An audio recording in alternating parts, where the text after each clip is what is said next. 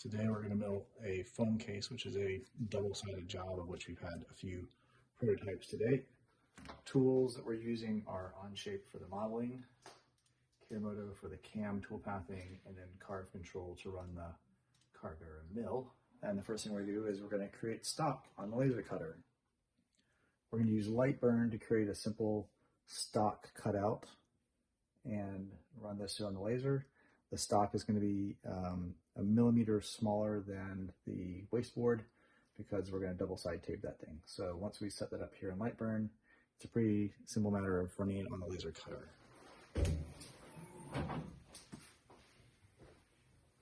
We ran both the stock and the wasteboard cutout on the 60-watt laser. Stock was 6mm acrylic and the wasteboard was 3mm hardboard.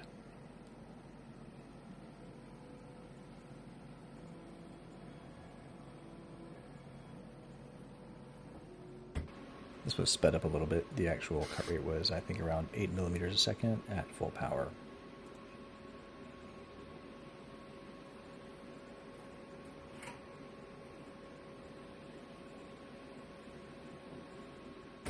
This is the Onshape model. I'm going to export it as an STL so that I can bring it into Kirimoto to generate the tool paths. I'm not running Kirimoto instead of Onshape today to test out a little bit of bleeding edge code. So to import the STL from Onshape, I've already got the paths and operations set up from previous tests. So in this case, I'm just selecting a couple of traces to cut out these slots and a through hole that isn't picked up by the outline or the roughing operation because it requires a finer bit. So we're going to be changing bits 3 times during this operation. It's going to do a roughing, switch to trace, switch to outline, actually switch back to trace, yeah. So, and then cut out the registration bit. Once we've got this done, we're just going to validate and export the G-code for each side. This is side 1 that has the registration cut out for a flip operation. And then we're going to export the G-code for the back side, which is the finer finishing and does a cut down all the way to the bottom of the part, which we avoid on the first side. So that's why I've chosen this order for the milling operations. So we produce both sets of G-code and we then bring those into Carve Control after they've both been generated.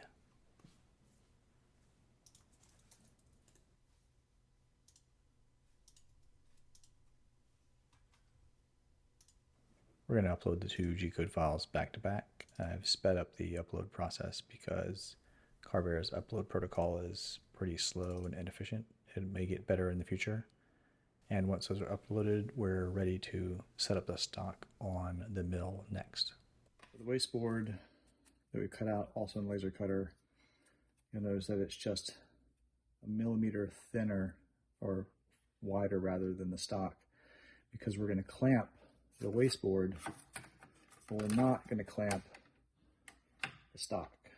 This is going to be double-sided tape to this, and so you need it to be able to fit into the corner like that. So the first thing we're going to do is fix this in place.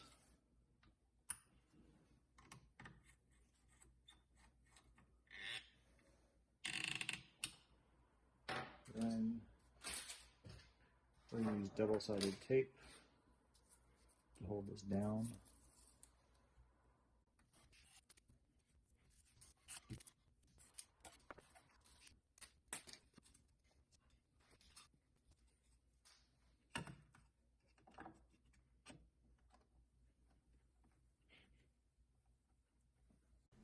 With the stock setup, I'm going back into Carve Control, going to verify the start procedure, the anchor usage, the probing. In this case, we're doing a Z probing in 9 locations because the surface may not be flat. And then we're ready to start the job. I had a little bit of trouble synchronizing these 2 videos that were recorded on different machines with different methods, but they do track in real time together, where what you're seeing on the Carvera is the same thing that you're seeing in Carve Control. Speed this up just a little bit to get through this process, and then I'll have a complete time lapse of the milling operation. But you see the tools touch down here, Then you'll go over and do the probe, and after that it's going to start the milling operation. I also had some audio recording problems with this portion of the video, so we will miss out on some of the satisfying and dulcet tones of milling happening in high speed. Unfortunately, I'll try to do better next time.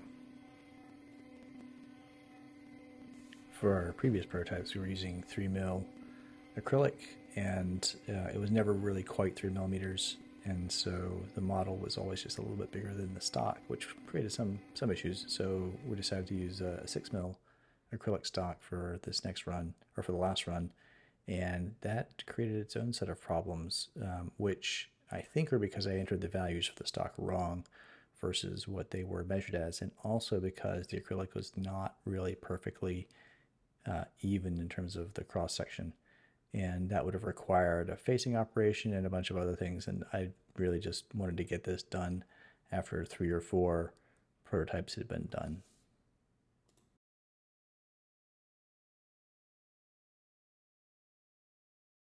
I particularly like this cutout pattern because it allows you to simply pull out and flip the part and push it back in, and with double-sided tape it works wonderfully in most cases.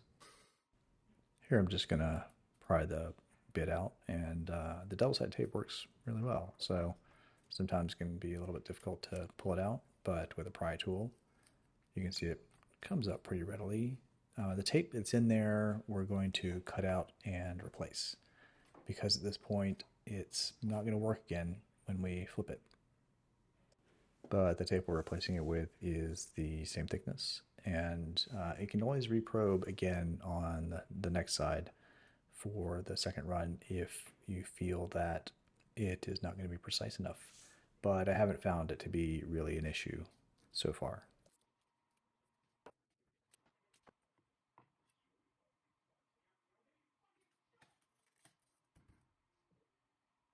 A couple of quick love taps. Never hurt. Doesn't really affect the stock or the placement or anything else. Just gets it flexed enough to get the part pushed in there, compressed in there.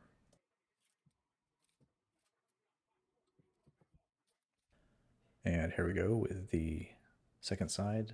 I didn't bother to try to synchronize the carve control interface with this. It was so much of a pain last time. I'm going to have to figure out a new way to do that because it's fun to watch, but if it's not lined up, it's not all that satisfying and it's pretty misleading. This upcoming operation where it cuts the slots cuts air for a little while. The operation doesn't understand there isn't any material above it, so I'm going to have to fix that in Kirimoto. And also a bit broke a few times, which turned out to be a firmware bug that's been fixed. So when I run this next time, I won't lose any more bits.